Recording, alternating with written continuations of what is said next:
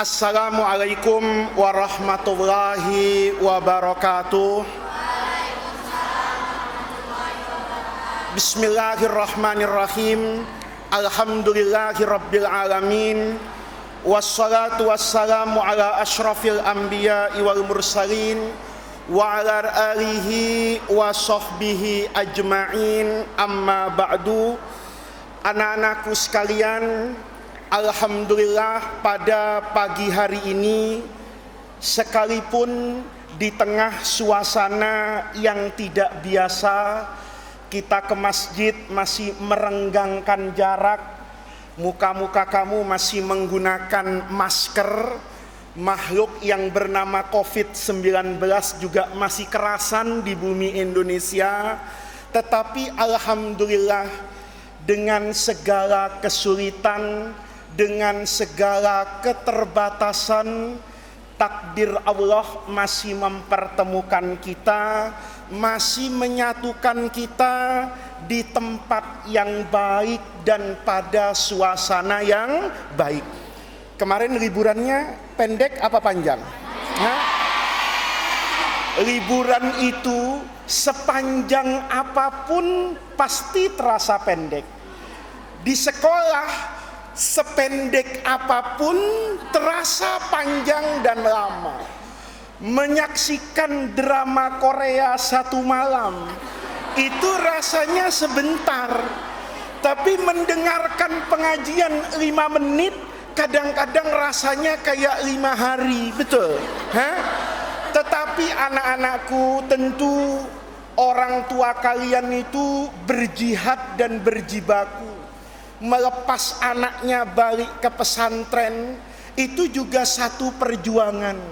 Kamu masih kembali ke Darur Rahman itu juga satu perjuangan. Maka kita berdoa, mudah-mudahan niatan yang baik. Kamu balik ke pesantren itu niatannya apa? Niatannya baik, mau belajar, mewarisi dan menjaga ilmunya Rasulullah Sallallahu Alaihi Wasallam. Maka mudah-mudahan niatan baik, pengorbanan. Kamu berkorban enggak? Berkorban. Saya tahu kok. Ya, ini yang kelas berapa sekarang? Kelas 6,5 ya. Sudah kelas 5, sekarang naik kelas 6.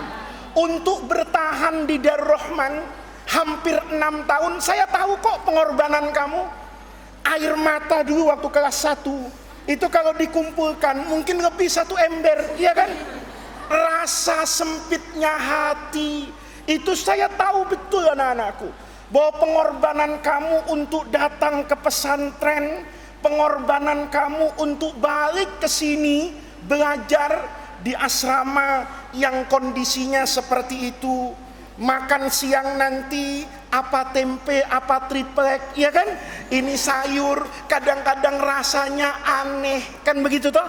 Mau dibilang asem, nggak ada asemnya, ya kan? Kadang-kadang mau dibilang ayam, kok kepalanya terus dapatnya, kan begitu kan? Nah, itu semua butuh apa itu? Pengorbanan. Di saat yang lain masih sekolah di rumah, makan siang ketemu dengan ibunya, kamar mandi tidak antri, betul? Kamu lakukan itu semua, itu pengorbanan anak-anakku. Tapi harus ingat, dulu kelas 1 belajar wa maladzatu illa ba'dat ta'abi. Yang namanya kenikmatan dengan kesengsaraan itu muter. Kalau hari ini tertawa, mungkin besok menangis. Kalau hari ini menangis, mungkin besok tertawa. Ada siang, ada malam, ada kemarau, ada hujan. Itu sunnatullah anak-anakku. Jadi apapun yang terjadi di dunia ini, yang menimpa kamu, menimpa saya, menimpa kita semua, itu sebetulnya pelajaran yang berharga dari Allah Subhanahu wa Ta'ala. Kalau lagi panas, kepengennya apa? Hujan. Begitu hujan, marah-marah. Ya, jemuran kehujanan. Begitu kan? Begitu hujan, tidak bisa keluar. Kemarin mintanya hujan. Begitu turun hujan, hujan seminggu, minta ya Allah nggak enak hujan, enakan panas. Maka manusia itu kalau selalu mengikuti nafsunya, keinginannya. Dulu kelas 1 belajar tafsir. Al-insan itu kata Allah, Quran bilang khuliqa halu'a. Pernah belajar nggak itu? Apa halu'a itu? Suka berkeluh kesah. Sekarang belum nikah, kepengen punya suami. Enak kalau punya suami. Suaminya ganteng, seneng gak kira-kira? Seneng. Allah kasih kamu suami yang ganteng kayak Nabi Yusuf. Bisa tidur nggak? Nggak. Kamu punya suami ganteng kayak Nabi Yusuf, bisa tidur nggak? Kenapa nggak bisa tidur? Hah? Yang nerebutin suamimu itu bukan sekelas, bukan sepesantren, sedunia. Bayangin, kamu punya suami jadi idolanya orang sedunia. Kamu bisa tidur enggak kira-kira? Kenapa nggak bisa tidur? Hah? Kenapa nggak bisa tidur? Padahal kepengennya punya suami ganteng. Allah kasih ganteng kayak Nabi Yusuf, nggak bisa tidur kamu. Jadi enaknya punya suami yang jelek ya. Hah? Yang kira-kira yang mau cuma kamu satu orang aja. Hah? Coba itu. Paham maksud saya?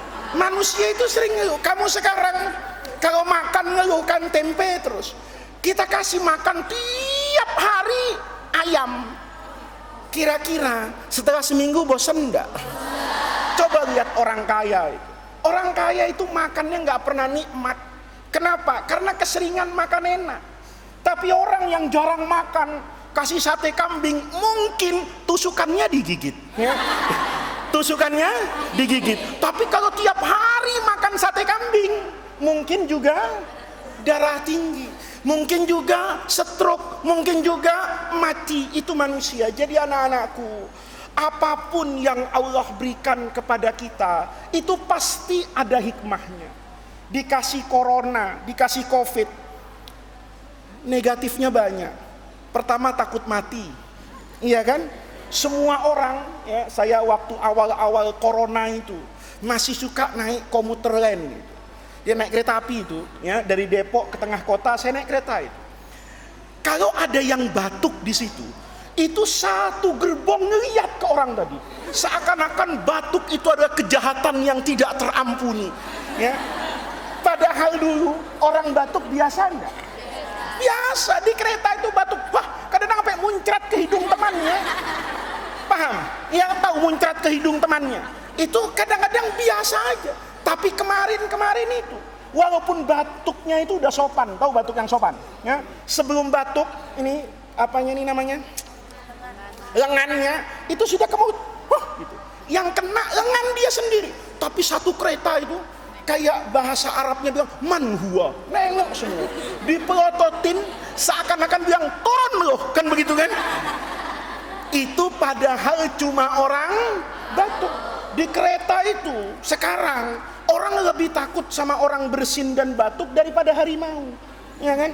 Kalau ada harimau didatengin di taman safari, ya kan, diajak foto. Tapi kalau ada orang bersin, nggak ada orang mau foto sama orang bersin, betul? Hah? Mau nggak ada orang bersin batu-batu kamu ajak foto? Nggak mau. Tapi macan seganas-ganasnya kalau dipegang diajak foto, kamu mau nggak? Mau.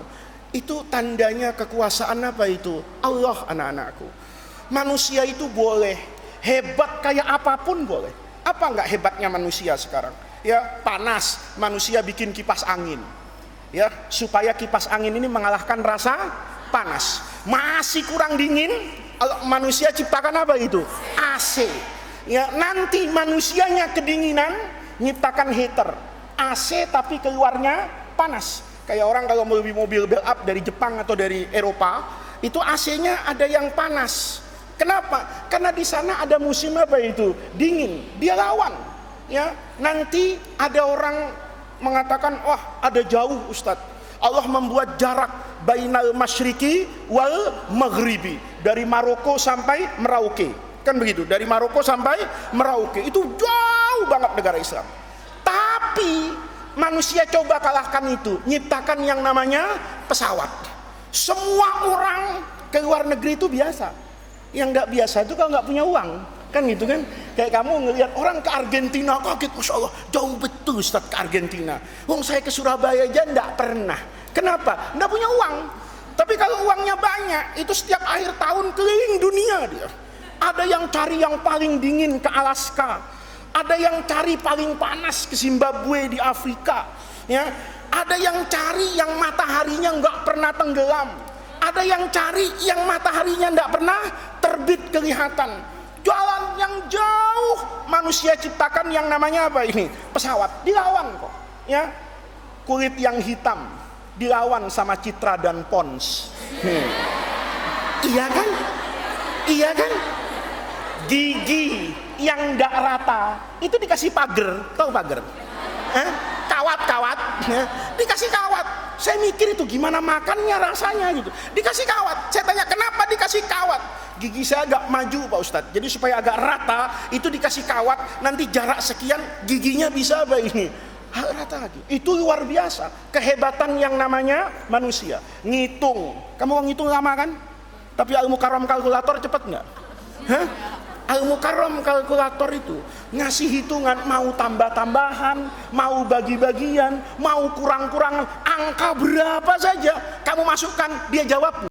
Itu hebatnya manusia. Otaknya mampu menciptakan yang namanya kalkulator. Hebat nggak manusia? Hebat. Barang yang banyak, gimana caranya dipindahin? Manusia nyiptakan yang namanya kapal. Ada kapal itu panjangnya hampir 1 kilometer, anak-anak. Bawa kontainer itu bukan 1 2. Kamu gotong kontainer 1 itu sampai kiamat kurang 2 hari nggak keangkat, ya. Tahu kontainer yang itu 1 nih, kamu angkatlah 1 kelas 6 nih, kelas 6 angkat itu kontainer. Saya yakin sampai kiamat kurang seminggu yang ada bentet kamu, ya kan? Kenapa? Beratnya luar biasa. Tapi kapal itu bisa bawa puluhan ribu yang namanya apa ini? Kontainer. 10.000 dia naikkan. Di atas apa ini? Air. Hebatnya lagi bisa ngerem. Kalau mobil ngerem masuk akal, kan rodanya bergerak, aspalnya diem. Tentu yang ini dicengkram, dia pasti apa ini? Diem. Kayak kamu tuh, kalau lagi jalan saya pegang begini, bisa jalan enggak? Enggak, ngerem, masuk akal. Tapi kapal itu ngeremnya gimana? Uang itu di atas apa ini? Air. Kan sama kayak kamu jalan di atas agar-agar, ya kan? Ada agar-agar selapangan gitu. Terus kamu lari di atasnya, mau ngerem bisa enggak? Enggak bisa, licin, pasti dorong ke depan. Ini kanan, kiri, depan, belakang, semuanya air. Anehnya, itu kapal bisa berhenti. Itu enggak masuk di akal saya, tapi itu hebatnya manusia. Saya hari ini ngomongnya di Jagakarsa, di shoot pakai gambar di depan ini, pakai kamera, itu saya bisa kemana-mana. Pertanyaannya, gambar saya tuh dikirim lewat mana? Kali ini kan foto nih, ya kan, kamera nih, kan nangkep sama saya. Terus saya pegang, ini ada saya kan, mestinya gambar saya di sini nih, jalan-jalan kan, saya pegang gini kan nggak bisa. Hebat kan manusia? Suara saya ini kan masuk ke kamera situ toh. Sekarang ada yang nonton lewat Instagram, ibu kamu mungkin, lewat Facebook bapak kamu. Ini sengaja di-shoot supaya kelihatan anaknya sehat walafiat. Itu bapakmu kan dengar suara saya. Pertanyaannya, suara saya itu kan harus terbang dari mulut saya ini ke situ. Kan nggak bisa ditangkap. Kok kamera bisa nangkep ya? Paham nggak maksud saya? Kan sama toh dengan kamu mimpi itu. Ya, mimpimu itu kan datang ke kamu dari luar kamu kan, bukan dari dalam kamu. Ketika mimpi bisa nggak dipegang mimpinya? Tolong ya jagain saya tidur. Terus kalau nanti saya mau mimpi setan, tangkap setannya. Ya mana bisa? Karena mimpi itu tidak sama dengan ini toh. Lewat satu itu gimana caranya? Hebat nggak manusia? Hebat. Kau pikirin deh, apa yang dibuat manusia itu hebatnya luar biasa. Luar biasa kecanggihan manusia sekarang ini. Apa yang tidak bisa dibuat oleh manusia? Yang jelek bisa jadi cakep. Bukan dirawat, tapi diapakan itu? Fotonya diapakan tuh biasanya? Hah? Diedit. Orang tuh kalau mau cakep dirawat. Ini orang mau cakep diapakan nih? Diedit. Masya Allah fotonya luar biasa. Hasbunallah, Zulaiha abad 21 gitu. Begitu ngelihat orangnya, hanya satu kata yang keluar, innalillahi wa inna ilaihi. Hebat nggak manusia? Hebat kan? Saya sering kok ketemu orang, ya ketemu orang itu di televisi luar biasa, ya itu di rumah sakit ibu dan anak. Saya sama istri saya nyenggol saya. Kata istri saya, itu artis. Saya bilang, kok artis begitu ya, dekil gitu ya. Saya lihat di YouTube-nya, gantengnya luar biasa. Saya dekati, dakinya itu ada setengah on mungkin di sini. Paham nggak? Hebat kan manusia? Hebat kan? Bisa mengedit. Kalau dulu nggak bisa diedit. Ya foto ya begitu aja. Zaman saya itu masih pakai foto yang gede itu, cekrek, dicuci lagi pakai rinso foto itu. Ya kadang-kadang udah capek-capek moto, tahu-tahu kebakar. Ya kan? Kamu nggak tahu generasi kamu tuh sudah generasi yang canggih. Ya foto itu nggak perlu film. Ya kan? Maka kamu jarang nyuci foto karena fotonya sekarang disimpan di handphone, di tab, di macam-macam, jarang dicetak. Kalau saya dulu nggak bisa, foto itu harus cetak. Ya foto itu apa adanya. Ya gua merem di situ, ya udah terima nasib gitu. Kalau sekarang biar merem bisa nggak dibuka matanya? Bisa. Photoshop itu apa yang nggak bisa? Hidung kayaknya kurang maju, majuin gitu. Iya kan? Asal jangan lupa ngerem. Kalau dimajuin tuh kayak Petruk kan begitunya. Paham anak-anakku? Hebat kan manusia? Hebat. Tapi untuk mengingatkan manusia bahwa kehebatan manusia itu tidak ada apa-apanya kalau berhadapan dengan kekuasaan Allah. Allah itu maha hebat. Maha hebatnya di mana? Kalau Allah mau yang kecil jadi indah. Coba lihat. Kamu belajar bahasa Arab di sini, capek lagi kelas 1. Kita pun muncrat-muncrat begitu kan ya. Kelas 1, terus kelas 2 masih belajar insya, belajar tamrin. Loh, masih ingat nggak kelas 1 dulu? Ya, tamrin dulu, terus nggak bosen-bosen, ya kan? Ingat kan kamu? Kalau udah kelas 6 kan insanya sudah ringan. Kelas 1 dulu, insanya 4 jam dulu. Seminggu ketemu sama guru insya itu 4 kali. Nanti ketemu sama tamrin dulu itu berapa kali itu? 2 kali. Nanti istirahat pertama kadang-kadang ketemu lagi sama guru insya. Begitu tak? Belajar mutolaah dari ayyamul usbu'i, belajar mahfuzat manjadda wajadda, tafsir dulu la in syakartum la azidan nakum, hadis man kharaja fi talabil ilmi. Kumpulin semua bahasa Arab, belajar. Nanti kelas 6 disuruh nulis insya hadiqatul hayawan, lama mikirnya. Padahal cuma nulis kan begitu kata ustadznya, uktub maudu'an insya'iyan an hadiqatil hayawan. Mikirnya lama nggak? Lama bener. Padahal hadiqatul hayawanu hiya makanun lil hayawan fiha asadun wa kirdun wa jamus, kan sudah gampang itu. Tapi mikirnya lama. Uktub maudu'an insya'iyan anil madrasah. Kamu bisa bahasa Arab, tapi kamu untuk membuat bahasa Arab yang indah perlu mikir. Allah kalau mau nggak usah bahasa Arab yang panjang-panjang, 1 huruf indah. Coba lihat itu di Quran. Sod 1 huruf doang. Qaf 2 huruf saja. Yasin cakep. Coba kamu robah. Ya sod jadi nggak cakep. Ya ba yang ngomong orang Tegal. Ya ba tambah kacau itu. Paham nggak? Ya paham nggak? Apa maksud saya? Itu namanya kemampuan manusia kalau berhadapan dengan kekuasaan Allah. Kamu untuk buat satu ayat saja niru Quran itu susah banget. Dulu ada orang namanya Musailamatul Kadzab, mau niru Quran karena dia ngaku nabi, bikin surah Al-Fil. Nah, kamu tahu surah Al-Fil? Apa bunyinya? Alam taro kaifa fa'ala rabbuka. Kamu kalau baca Quran itu tahu nama surahnya. Surah Al-Fil bingung. Begitu saya ngomong alam taro, oh surah alam taro. Baca Quran surah Al-Insyirah lama mikirnya. Apa Insyirah? Alam Nasrah. Bilang kayak Ustadz surah Alam Nasrah. Karena kita sering tahu ayatnya hafal, surahnya hafal, namanya nah, itu berkahnya kurang. Kayak kamu Ustadz nggak tahu namanya. Siapa yang ngajar Ustadz? Itu Ustadz yang orangnya tinggi-tinggi, rambutnya tajam kayak landak. Kamu cerita lawak apa cerita apa? Kalau Ustadz harus tahu apanya itu namanya. Bikin surah Al-Fil. Al-Fil wa ma adraka mal fil, kata Musailamatul Kadzdzab. Al-Fil yang namanya gajah, lahu hurtumun, tawil, punya belalai. Kan lucu. Kalau cuma mau ngasih tahu gajah punya belalai panjang, kan nggak perlu turunkan Quran, datang aja ke Ragunan, selesai urusannya. Kalau manusia mau dibayangkan dengan kekuasaan Allah, itu tidak ada apa-apanya, anak-anakku. Kamu merangkai ayat itu pusingnya luar biasa. Allah dengan 1 dan 2 huruf itu terasa indah dan menenteramkan apa ini? Hati. Coba kamu lagi gundah gulana, terus baca Yasin, ada getaran damai, padahal modalnya cuma harfan. Ya wasin, ya-nya kamu tahu, sinnya kamu tahu, kamu robah. Kamu ngarang aja 2 huruf saja. Yang penting jangan ada di Quran. Itu rasanya beda. Itu tandanya kekuasaan Allah kalau mau dibandingkan dengan kekuasaan manusia. Ingat ya anak-anakku. Yang kedua, lihat COVID sekarang. Makhluk itu kecil banget nggak? Kelihatan? Nggak kelihatan. Nggak kelihatan. Tapi ditakuti orang sedunia. Itu artinya apa? Allah mau mengingatkan.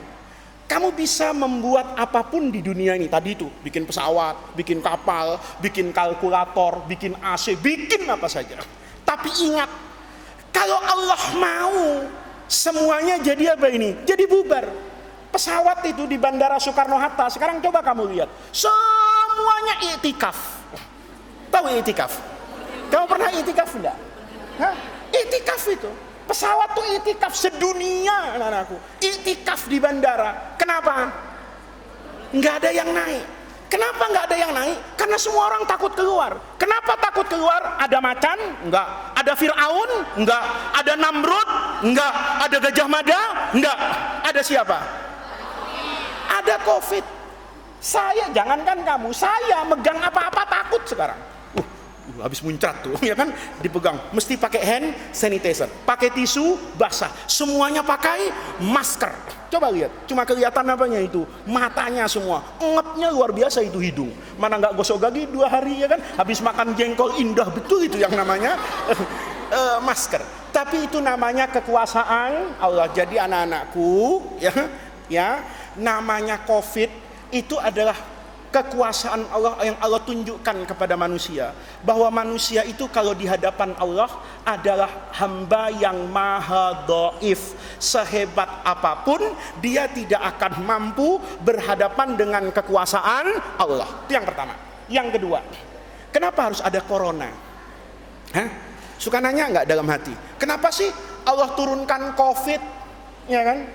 Tahu anak-anakku, musibah atau apapun yang Allah kirim kepada kita, itu kata guru saya kayak tamu.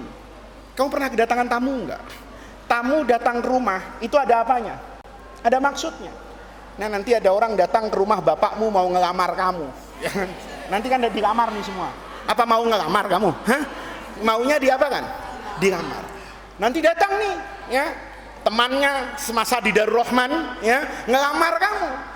Saya tanya sama kamu, dia kan datang tuh, Pak, saya mewakili daripada orang tua si A. Udah nggak usah dipikirin ini, nggak usah dibayangin, masih lama, ya kan? Ini contoh, kamu serius banget mikirnya. Sekolah dulu, ya kan? Tulang kamu masih remuk nanti ya, jangan nikah dulu ya, belajar dulu. Tapi contoh, datang, karena kalau contohnya gini kamu seneng, kan gitu. Contoh datang, Pak, saya mewakili keluarga si Fulan mau ngelamar anak gadis bapak, si Fulanah anak bapak, paham? Kalau ini laki-laki ini yang punya anak perempuan nih, calon mertuanya nggak jawab-jawab, pulang nggak nih orang? Enggak, dia nungguin, Pak Haji ini gimana, lamaran saya diterima apa enggak? Diem aja yang ditanya, ya kan? Jawab enggak, ya gue kayak patung diem aja. Pak Haji ini gimana? Nanya terus enggak? Nanya terus. Ada orang datang sama saya mau pinjam uang.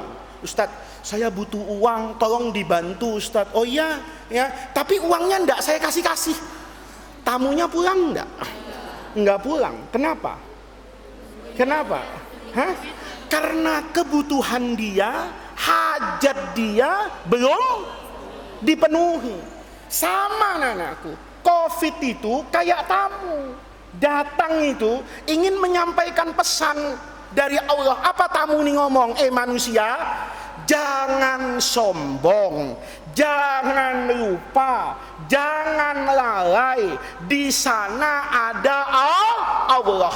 Kalau Allah mau kehebatan dunia, kamu nggak pegang handphone sekarang kan? Tapi kemarin pegang handphone kan di rumah, ya kan? Coba waktu bulan April, Mei, Juni, kamu searching nanti kalau kamu pegang handphone, bagaimana keadaan kota New York di masa itu.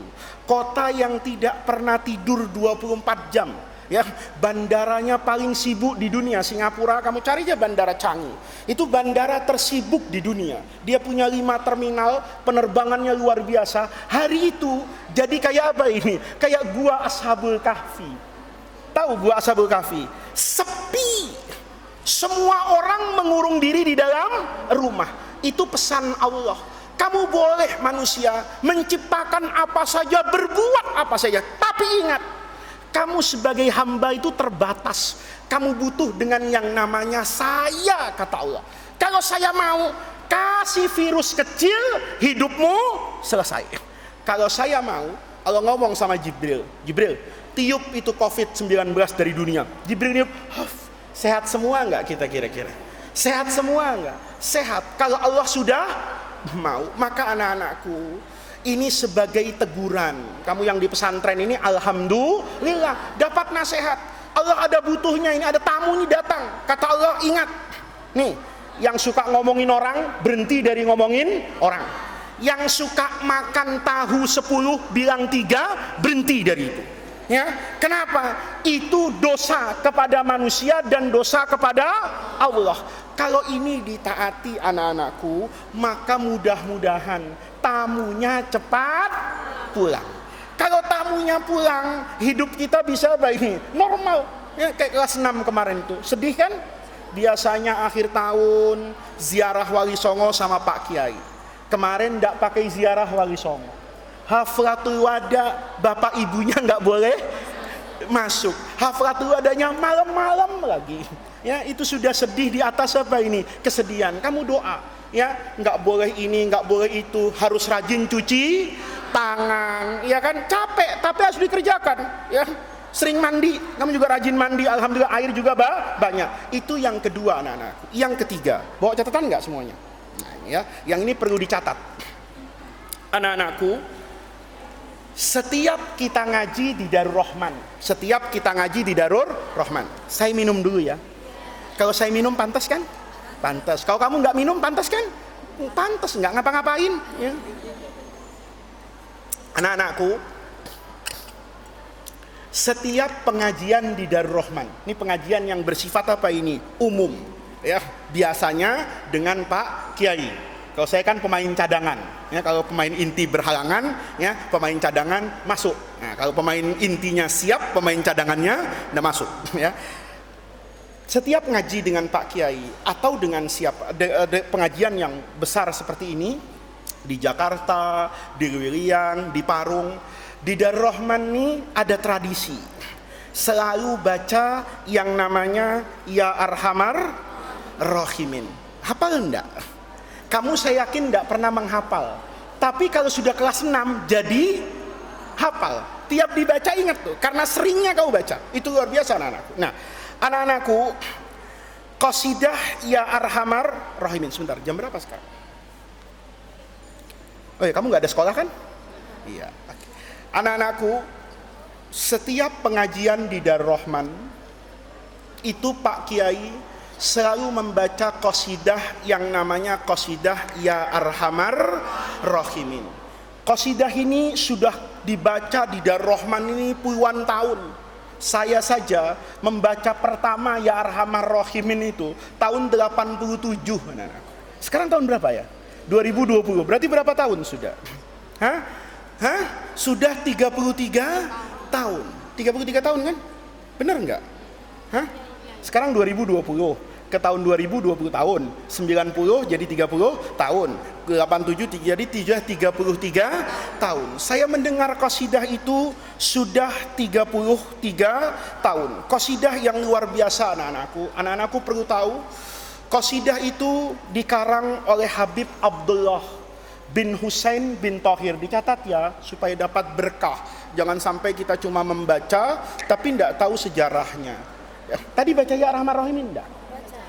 Nanti yang baca putri juga nggak apa-apa. Kalau lagi ngaji putri, yang baca putri. Pokoknya dibaca Ya Arhamar Rahimin.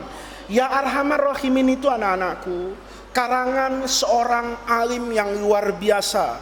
Beliau bernama siapa tadi? Habib Abdullah bin Husain bin Thohir. Ini ulama besar di Tarim di Yaman. Lahir tahun 1777 Masehi. Nih, lahirnya tahun 1777 Masehi. Wafat tahun 1855. Berapa umurnya berarti? Nggak punya kalkulator ya. Lahirnya kapan? 1777. Wafatnya kapan?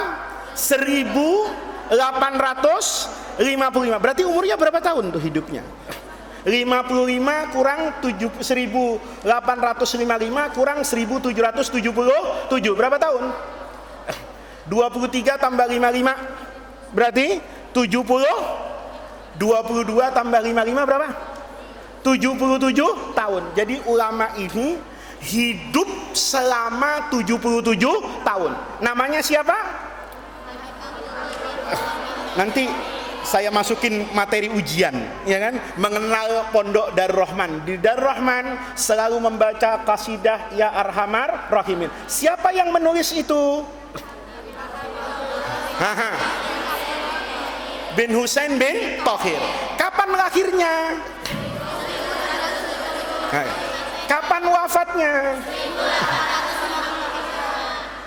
Beliau ini anak-anakku sama dengan Habib yang lain, lahir dari keluarga Ba'alawi yang nasabnya bersambung kepada Sayyidina Husain bin Ali bin Abi Thalib, cucu Rasulullah dari anak perempuan yang beliau cintai, Sayyidah Fatimah Az-Zahra. Ya, itu keluarganya. Tahu anak-anakku, beliau ini orang soleh. Setiap hari kebiasaannya itu membaca sholawat kepada Rasulullah 25.000 kali.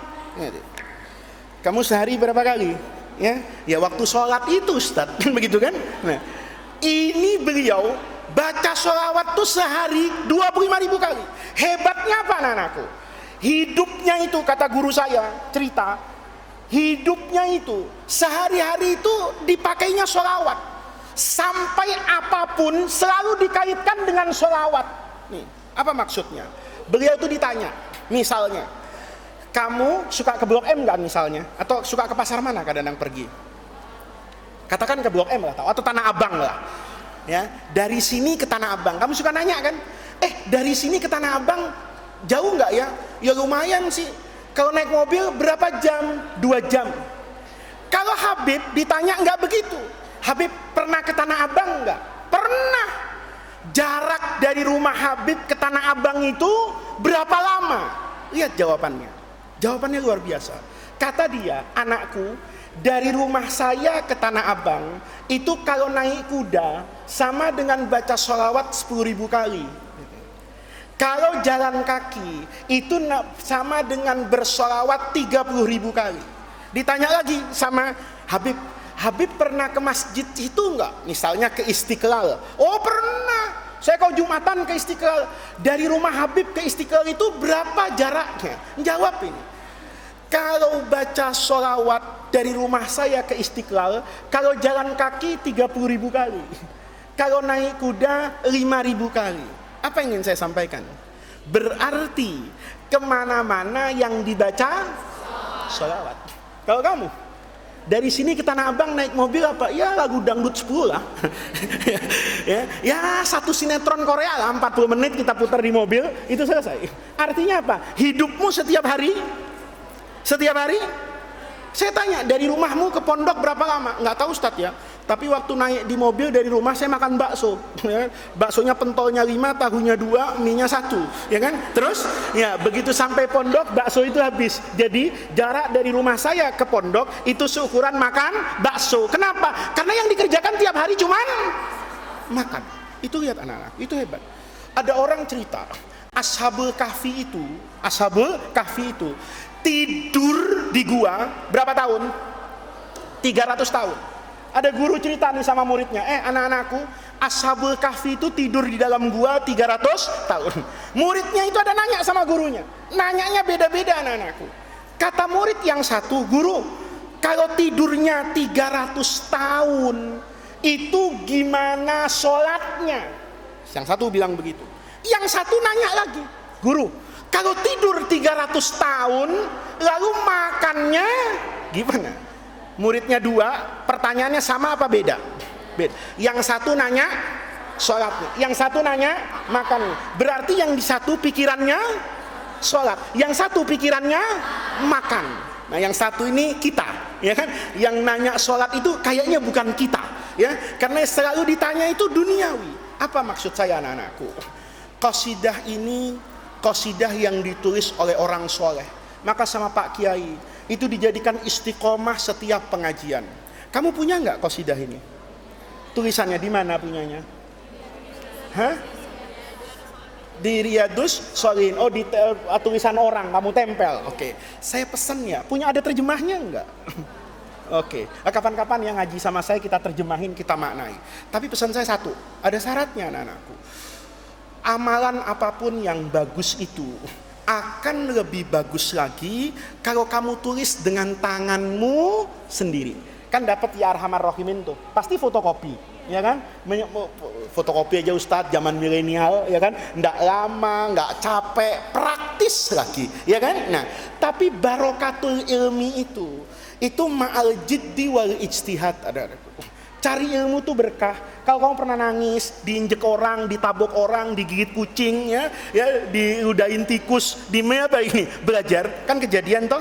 Kamu lagi tidur atau lagi menghafal capek-capek, tahu-tahu ada tikus manjat di punggung kan? Cicit, astagfirullahaladzim, ya kan? Itu tandanya kamu jadi orang alim itu, ya.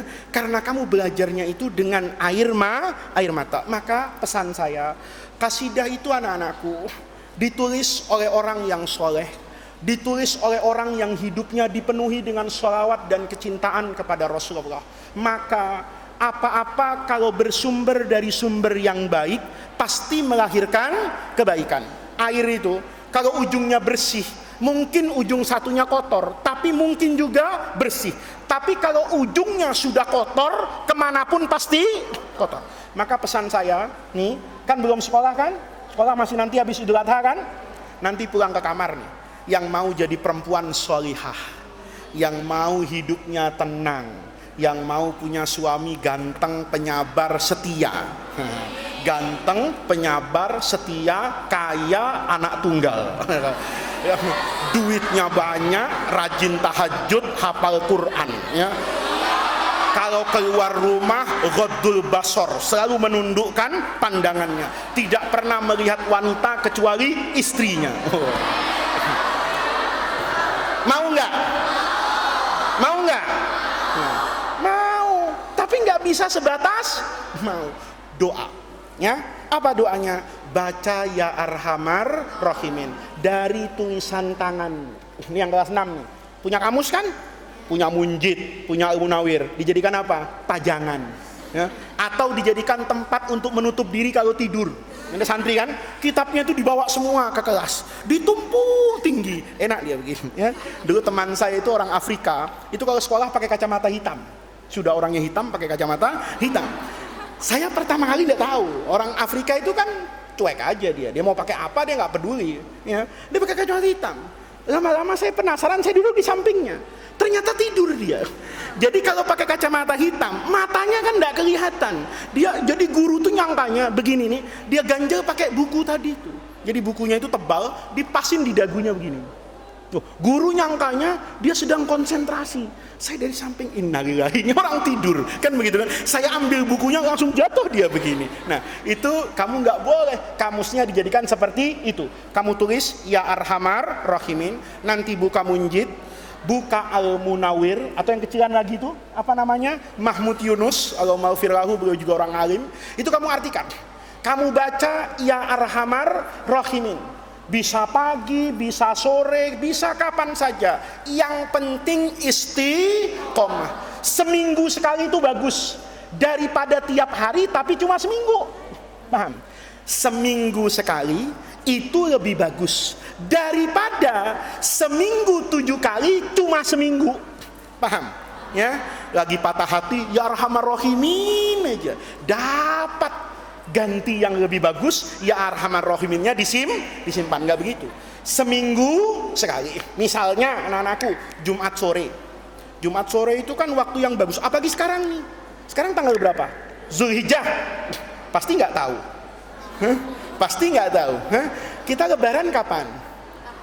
Hari Jumat. Hari Jumat tuh 10 Zulhijjah. Jumat, Kamis, Rabu, Selasa, Senin. Berarti kan tanggal berapa? 9, 8, 7, 6. Sekarang tanggal?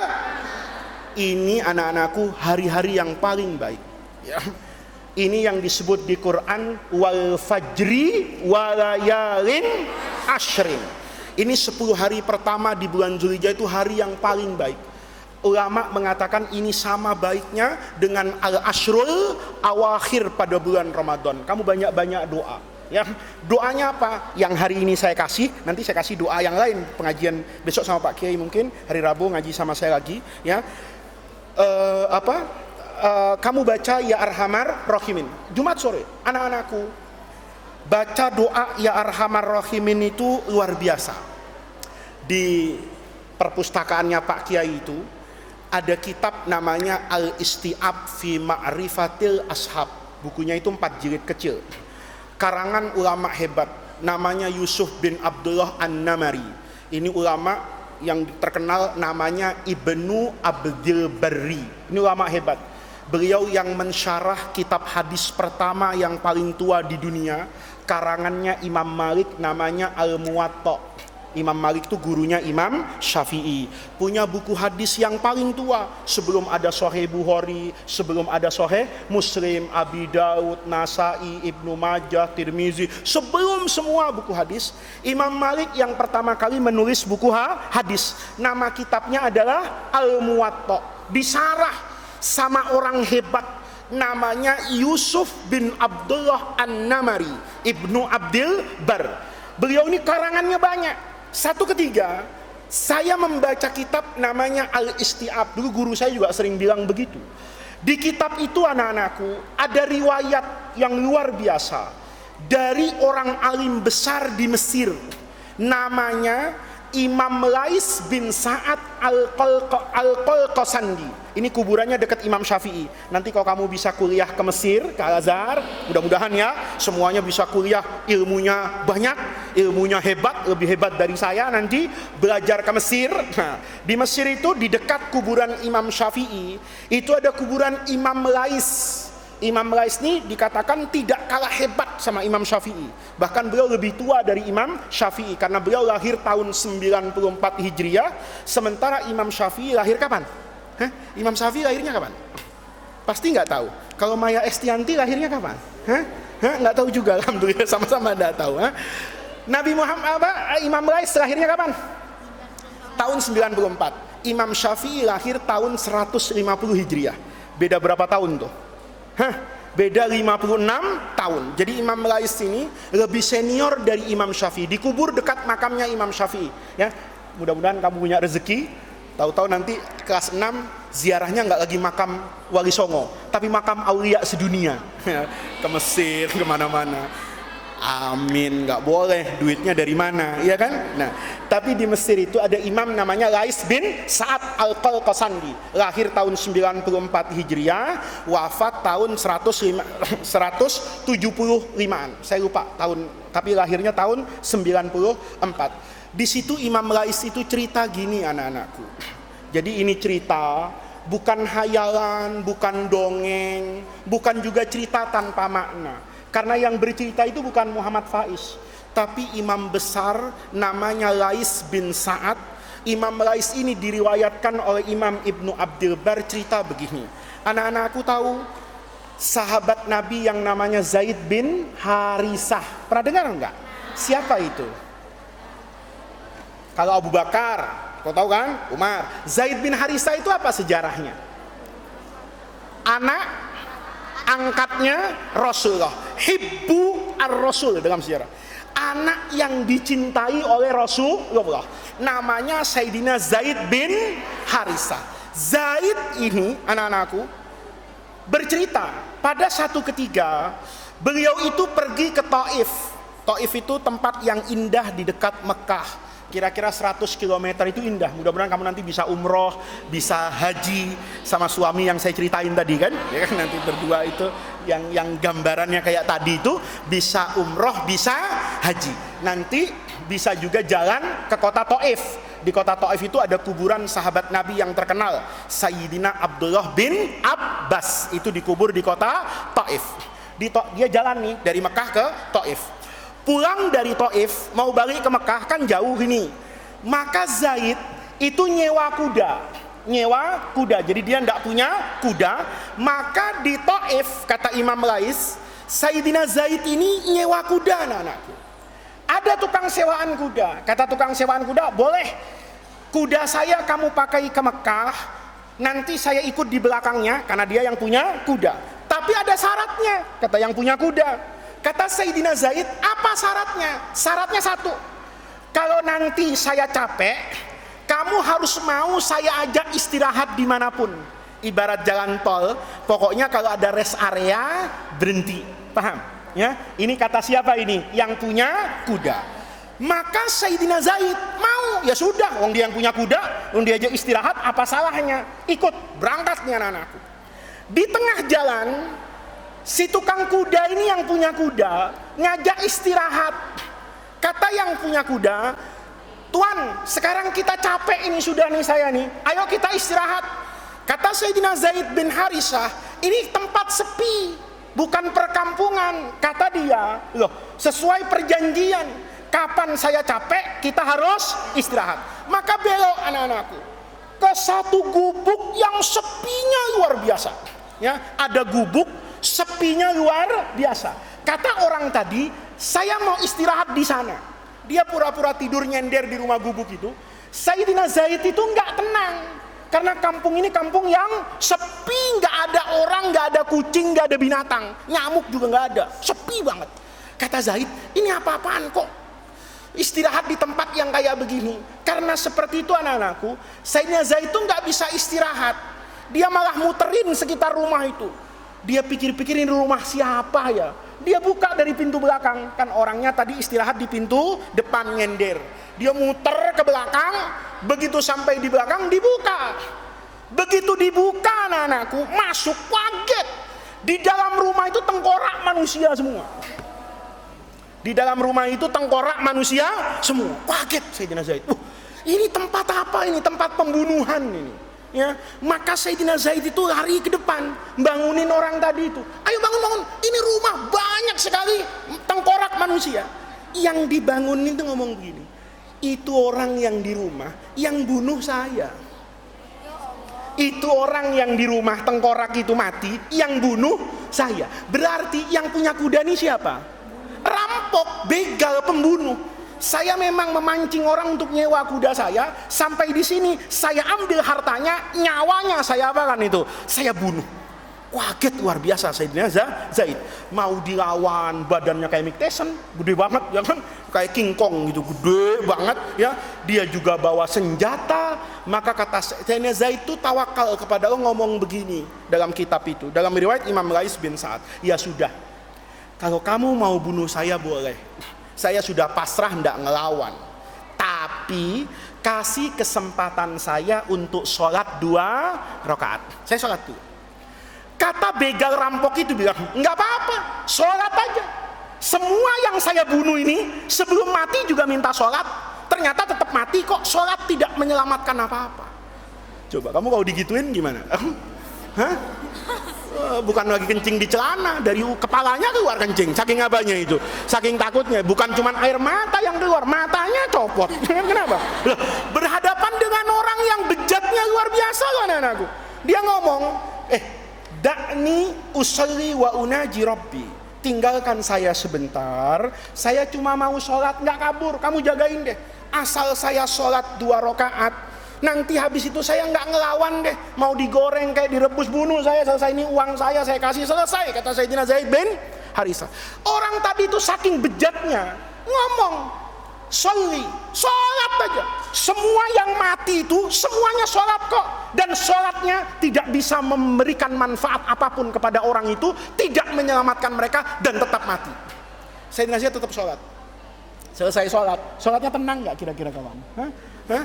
Mungkin Fatihahnya ketuker-tuker itu, ya kan? Ya kan? Kenapa? Sholat tapi habis sholat syukur kan? Kamu habis sholat makan, iya kan? Ini habis sholat mati. Allahu Akbar sholat, ya begitu. Fil alamina innaka hamidum majid, deg-degan nggak? Salam apa enggak gua kan gitu kan? Ya tetap saya salam tuh, karena janjinya tadi sholatnya berapa rakaat? 2 rakaat. Assalamualaikum warahmatullahi, assalamualaikum warahmatullahi. Kata orang tadi, sudah sholat kan? Dia cabut apanya itu? Pedangnya. Sayyidina Zaid itu nggak bisa apa-apa. Kenapa? Kondisinya sudah apa ini? Genting, tahu genting? Bukan genteng. Genting, tahu genting? Apa genting itu? Hah? Kayak kamu sudah masuk ruang ujian itu. Tahu-tahu ada hafalannya yang copot 1. Ya, ketinggalan di pintu tadi. Ya. Genting nggak itu?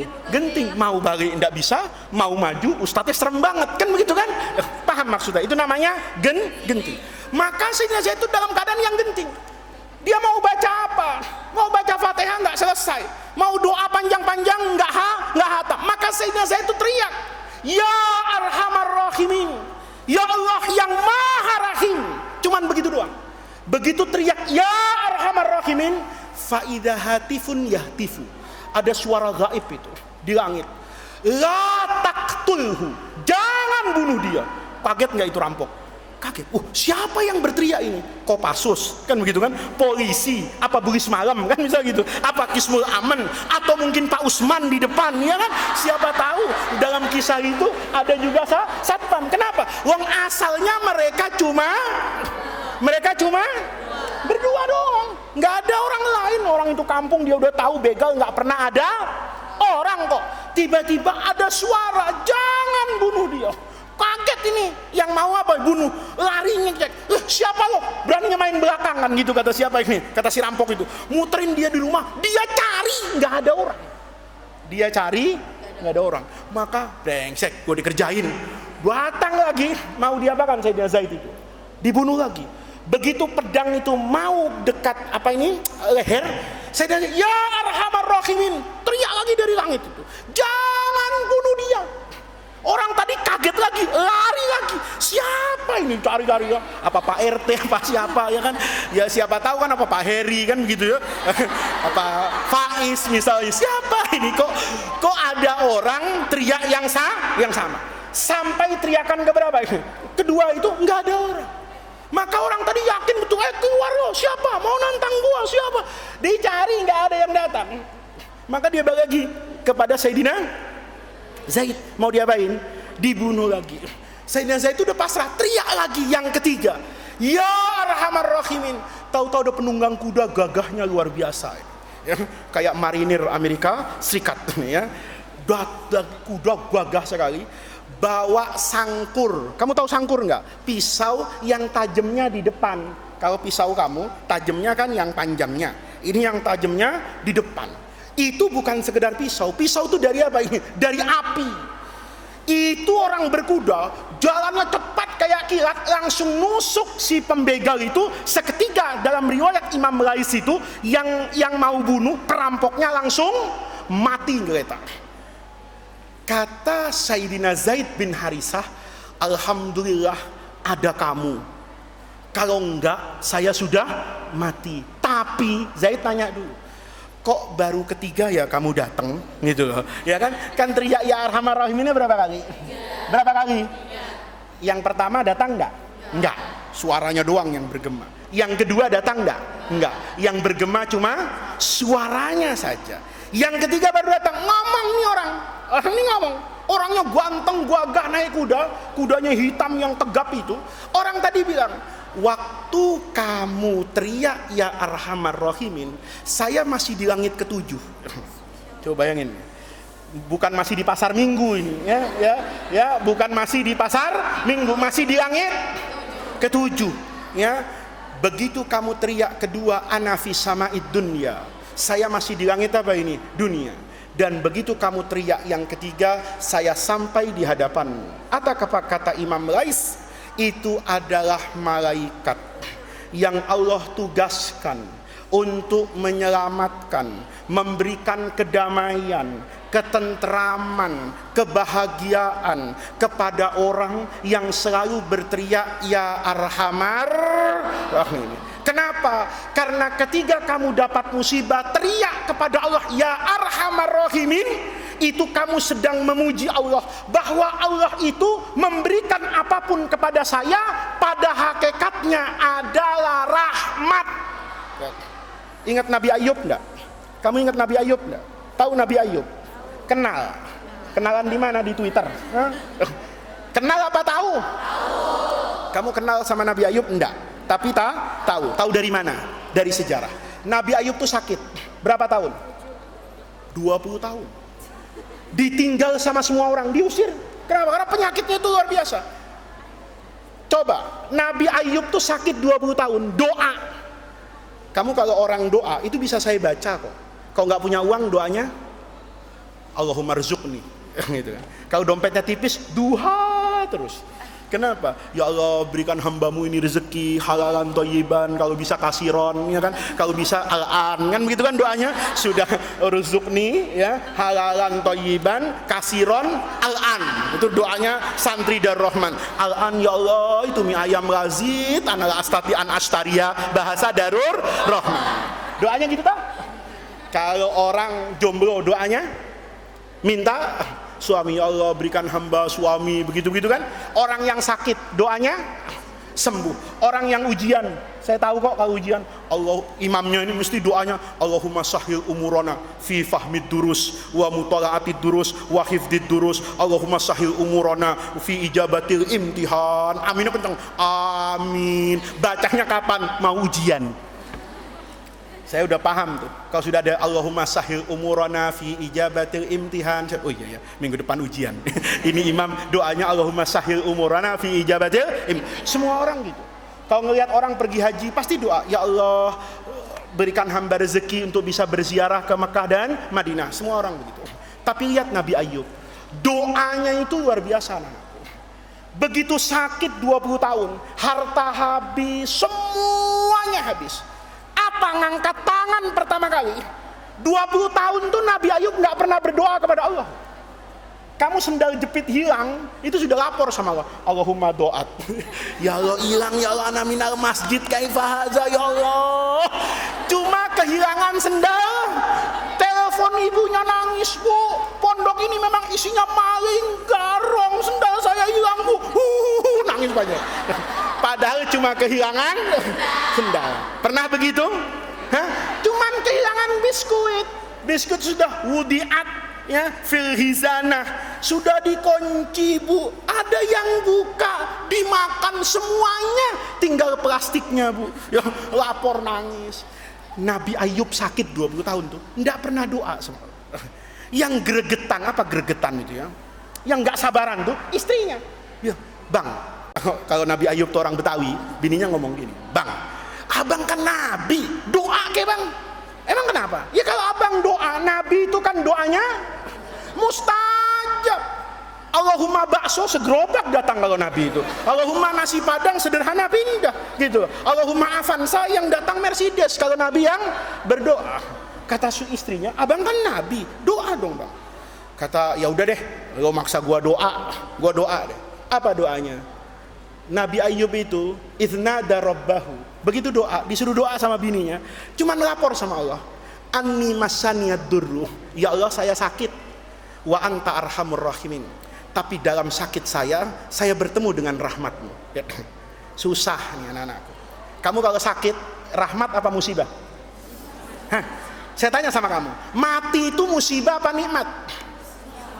Saya mau tanya sama kamu mau masuk surga nggak? Syaratnya masuk surga? Mati. Kamu kalau nggak mati bisa masuk surga? Nggak bisa, biar puasa apa, nggak mati-mati ini terus aja hidup, bisa masuk surga. Mati itu musibah apa nikmat? Nggak ada orang yang tahu untuk menjawab. Tapi anak-anakku, semua yang baik dari Allah, kalau disalahgunakan itu menjadi azab. Fir'aun contohnya, nggak usah Fir'aun deh, kamu kenal orang kaya yang paling tenar sedunia? Siapa namanya? Qorun. Tahu Qorun? Itu orang kaya sedunia itu. Buktinya kamu di Jagakarsa nih, di belakang pondok tuh, ada tanah kosong tuh. Kamu gali-gali, tahu-tahu nemu emas seember. Kamu dibilang nemu harta apa? Harta karun. Ya, padahal si Qorun nggak pernah ke Jagakarsa. Ya. Tapi setiap ada orang ngorek-ngorek bumi, nemu harta disebut harta karun. Itu saking kayanya Qorun. Qorun itu anak-anakku, asalnya orang miskin. Temannya Nabi siapa itu? Nabi Musa. Kata Nabi Musa, ini orang solehnya luar biasa. Kalau kaya bagus nih, nanti sedekah, nanti nolong orang, bangun pesantren, dipanggil Qorun. Qorun, kamu siap nggak jadi orang kaya? Oh siap. Siapa yang nggak siap jadi orang kaya? Didoakan sama Nabi Musa. Jibril, Allahumma kaya. Itu tiba-tiba di dompetnya semua ATM bank ada di situ. Ya. Kaya mendadak. Siapa yang namanya? Qorun.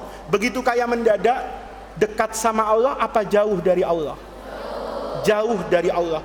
Makanya Qorun nanti masuk neraka sama siapa itu? Fir'aun. Fakhasafna bihi wa bidarihil ardo, dihukum sama Allah. Di balik itu tanah. Makanya hartanya disebut harta karun. Rumah Qorun yang asalnya di atas sama Allah diapakan tuh? Ditenggelamkan. Fakhasafna bihi, saya tenggelamkan bihi dengan Qorun, wa bidarihi, dan juga rumahnya al ardo, ke dalam apa ini? Bumi.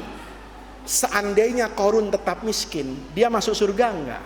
Masuk surga. Gara-gara kaya malah masuk neraka. Itu namanya apa? Anak-anakku sama. Kalau lagi sakit, kadang-kadang rajin doa. Kalau lagi miskin, rajin baca Quran. Coba kalau mau ujian, rajin doa enggak? Rajin. Kenapa? Sedang butuh sama Allah. Seandainya hidup kita seperti itu, maka musibah apapun yang datang kepada kita itu sebetulnya adalah nikmat.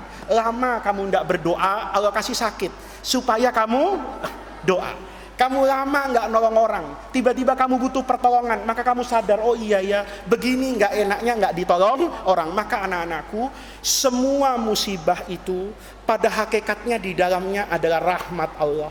Gara-gara COVID orang nggak ke mall, bagus kan? Ya, jadi rajin kemana ini? Ke masjid. Orang yang nggak pernah ke masjid, waktu COVID ribut soal masjid. Ini masjid kenapa ditutup? Nggak boleh sholat. Giliran masjidnya dibuka, nggak sholat nih orang. Ya, itu hikmahnya siapa itu? COVID. Ibu kamu dulu, kalau kamu dipukul sama ustadz, itu marah. Malah ustadznya ada yang dilaporkan ke polisi. Hari ini ibumu pusing sendiri ngajarin anaknya di rumah, termasuk saya. Iya kan? Anak saya belajar di SD itu dari apa ini?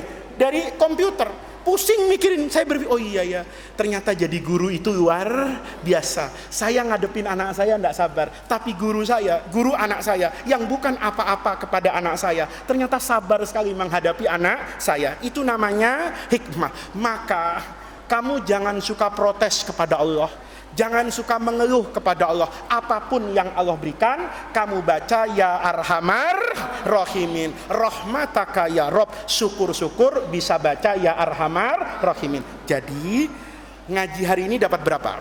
Yang pertama, ingat istimbatnya, COVID dan teman-temannya, musibah apapun itu seperti apa itu? Tamu. Dia datang untuk menyampaikan keperluannya. Kapan tamu itu pulang? Kalau keperluannya sudah dipenuhi sama yang punya rumah. COVID datang supaya manusia nggak sombong, supaya manusia tidak lupa kepada Allah, supaya manusia menggabungkan ikhtiar. Apa ikhtiar tuh? Usaha. Kamu, saya pakai masker, rajin cuci tangan. Itu namanya usaha zohir. Nanti ada usaha namanya batin. Ya Allah, betapa berkuasanya Engkau, betapa hebatnya Engkau. Hanya dengan makhluk yang kecil Engkau mampu menundukkan semua kehebatan manusia. Covid itu datang, musibah itu datang seperti tamu. Tamu datang tentu ada keperluannya. Dia sampaikan keperluannya. Kalau kita sebagai tuan rumah segera menjawab apa-apa yang diminta oleh sang tamu, maka tamunya nanti cepat pulang. Kalau kita lambat dalam menjawab keinginan tamu, maka tamunya tetap betah bertamu ke kita. Kenapa? Karena keperluannya belum dijawab oleh kita. Itu yang pertama. Yang kedua, saya kasih sejarahnya. Qasidah Ya Arhamar Rahimin. Siapa yang nulis tadi? Namanya? Dari keluarga Ba'alawi yang nasabnya bersambung kepada Sayyidina Husain bin Ali bin Abi Thalib, cucu Rasulullah dari anak perempuan beliau yang bernama Sayyidah Fatimah Az-Zahra. Beliau lahir tahun berapa? 1777 Masehi. Wafat tahun 1857. Yang istimewa dalam hidupnya, beliau rajin membaca sholawat kepada Rasulullah sehari sampai 25.000 kali. Bahkan apapun selalu dikaitkan dengan sholawat. Pergi kemanapun kalau ditanya jaraknya, selalu jarak itu dijawab dengan banyaknya bacaan sholawat. Berapa lama jalan kaki dari Jagakarsa ke Pasar Minggu? Oh, itu sama dengan bacaan sholawat 5.000 kali. Kalau naik kuda sama dengan bacaan salat 1000 kali. Itu menunjukkan kecintaan beliau kepada Rasulullah yang digambarkan dengan memperbanyak bacaan sholawat. Maka yang ketiga, kamu tulis Ya Arhamar Rahimin itu dengan tangannya, ya, di buku kayak gini nih. Lihat nih, coba lihat sini nih bukunya. Kasih contoh. Nih, semua kalau bisa, ya, kalau nggak mahal, punya buku kayak gini satu, dibawa kemana-mana. Kalau ada yang baik-baik dari saya, dari tukang bakso. Karena tukang bakso itu, iya, saya pernah dapat ilmu itu bagus itu. Saya pernah ke Jogja, anak-anakku. Saya pernah ke Jogja. Ya, saya pernah ke Jogja. Saya sekarang punya handphone. Dulu saya nggak punya handphone. Saya punya diary dulu. Bukan diary cinta tapi ya. Itu banyak pengalaman hidup yang saya tulis. Saya pernah dapat ilmu dari tukang nasi goreng. Saya diundang waktu itu ke Jogja. Besok balik naik pesawat yang pagi, acaranya sampai malam jam 2 malam. Saya harus ke bandara jam 4:30 mungkin. Daripada tidur, nanti ketiduran. Jadi saya memilih untuk nggak tidur sekalian. Karena bengong-bengong, saya ajak panitianya cari mie goreng Jawa. Mie goreng dok-dok itu, ya, di Kulon Progo. Nah, aku di Jogja sana. Lama ini kejadiannya, tahun 2009. Kamu udah lahir ya? Udah, tapi masih pakai pempas kan? Ya, tahun 2000. Kamu lahir tahun berapa sih rata-ratanya? Iya, masih kecil kamu, berarti masih umur 5 tahun ya. Masih pakai seragam merah itu SD yang dasinya nggak niat itu segini itu ya. Nah, tahun itu saya belajar di tukang apa itu mie goreng Jawa itu. Jam 1:30 malam kita jalan-jalan tuh. Ya, saya bilang ini mumpung Jogja indah banget nih, muterin semua kabupaten yang ada di provinsi daerah istimewa Yogyakarta. Satu ketiga di pojokan itu, di Kulon Progo itu, gerimis-gerimis anak-anak. Malam itu ada tukang mie Jawa itu, orangnya udah tua. Saya bilang kita berhenti makan mie dulu. Begitu berhenti, di gerobaknya itu ada tulisan. Kan biasa tuh nasi goreng atau ini enggak, tulisan bahasa Jawa. Ya, tulisannya tuh indah. Dia nulis gini, nerimo ing pandum Gusti Allah niku ora sare. Sing boten Jawa orang ngerti. Yang bukan orang Jawa nggak ngerti. Tadi kata-katanya boleh kamu catat. Nerimo ing pandum Gusti Allah niku ora sare. Apa nerimo ing pandum itu? Bahasa Arabnya al-qanaah. Pernah belajar qanaah ya? Idza ma kunta dza qalbin qanu'in fa anta wa malikud dunya sawa. Hafal? Kelas berapa itu belajar? Hah? Kelas 4 atau kelas 3? Kalau hatimu itu, kata orang Jawa tuh nerimo, tahu nerimo? Mensyukuri apa yang Allah berikan. Orang tuh kalau rajin bersyukur, ngelihat ke bawah, itu hidupnya indah, anak-anak. Dia selalu bersyukur kepada Allah, merasa nikmat. Saya kemarin tuh di awal Covid itu diajarin sesuatu sama Allah luar biasa. Waktu pertama kali PSBB, kamu udah pulang tuh, ya, kamu udah pulang di rumah itu. Saya setiap hari itu dari rumah saya ke pondok, ngelihat ayah saya sama ibu, karena cuman berdua di sini, nggak ada siapa-siapa kecuali kucing. Kucing banyak, dihitung sama Pak Kiai itu ada 60, ya. Saya keluar masuk. Begitu saya pulang dari sini ke rumah, di situ ada anak kecil jualan kue. Nggak ada yang beli, orang semua takut keluar. Ada kakek-kakek jualan daun. Ada orang mikul ketupat, nggak laku-laku karena nggak ada orang. Begitu saya sampai rumah, saya buka pintu, anak saya dimakan sambil bercanda. Di situ saya bersyukur kepada Allah bahwa hidup saya itu ternyata jauh lebih baik daripada hidupnya orang lain. Padahal saya suka mengeluh akan hidup saya. Saya dikasih ajaran itu ketika Covid kemarin, bahwa hidup yang mungkin saya keluhkan itu adalah kehidupan yang diimpikan oleh orang lain. Itu pelajaran anak-anak. Maka saya suka niru tuh. Qanaah nerimo ing pandum. Gusti Allah niku ora sare. Apa Gusti Allah niku ora sare itu? Allah itu tidak pernah tidur. Saya dalam banget nih, nasihat tuh dalam pakai bahasa Jawa. Maka sambil dia masak mie itu, ya, selesai disuguhkan ke kita, ya, orang Jawa tuh ramah, orang Jogja itu. Monggo Mas, katanya gitu. Monggo, ya, saya bilang, enggak Pak De, saya kan bisa bahasa Jawa dikit-dikit. Enggak Pak De, duduk sekalian makan. Saya nanya sama dia, Pak, Bapak sudah lama jualan mie, sudah lama, ceritalah dia. Macam-macam dia cerita, cukup banyak. Saya tanya tadi, Pak, itu Bapak nulis nerimo ing pandum, Gusti Allah niku ora sare. Maksudnya apa, Pak? Dia jawab sama saya itu bagus banget jawabnya. Ini kalau jadi guru tasawuf, ya, pantas untuk ngajar, cuman nggak hafal hadis aja nih orang, ya. Tapi agama itu dia amalkan dalam apa ini? Kehidupannya itu lebih penting. Dia nggak ngerti agama, saya jauh lebih ngerti. Tapi dia mengamalkan agama dalam kehidupannya. Kenapa sih, Pak? Kok ditulis nerimo ing pandum Gusti Allah niku ora sare? Dia nanya ke saya, Mas tiang pundi? Bapak orang mana ke saya? Saya jawab, saya orang Jakarta. Kata dia, untuk apa Bapak dari Jakarta jauh-jauh, 1:30 malam keliling kota makan mie saya? Kalau bukan karena Allah ngatur bahwa 1:30 malam saya dapat apa ini? Rezeki. Allah tuh tidak tidur. Allah tahu dari Isa tadi sampai sekarang yang beli nggak ramai. Kenapa nggak ramai? Gerimis. Siapa yang mau keluar? Tapi saya yakin Allah itu tidak tidur. Allah itu Maha Rahman. Ngirim Bapak jauh-jauh dari Jakarta. Padahal saya kan jauh-jauh mau ceramah, ya kan? Naik pesawat, kok bisa malam-malam kepengen mie dan nyarinya di tempat saya? Nggak masuk akal, itu jauh. Tapi Gusti Allah niku ora. Saya ingat. Nah kamu juga gitu, ya. Punya catatan kayak gitu, catat. Punya buku kayak gini, bawa kemana-mana anakku. Termasuk ditulis ya Arhamar Rahimin. Nanti lagi bengong, ya, tapi jangan lagi di kamar mandi, ya. Lagi bengong, naik ke atas gedung itu boleh, asal jangan bunuh diri, ya. Naik ke atas yang tinggi itu, lihat Darur Rahman dari ketinggian di belakang, nggak apa-apa. Sambil baca ya Arhamar Rahimin, rahmatmu ya Allah, Engkau kirimkan aku ke pesantren, baca Quran, baca hadis. Sebenarnya enakan di rumah ya Allah, nonton film Korea tapi nggak sholat, kan gitu kan.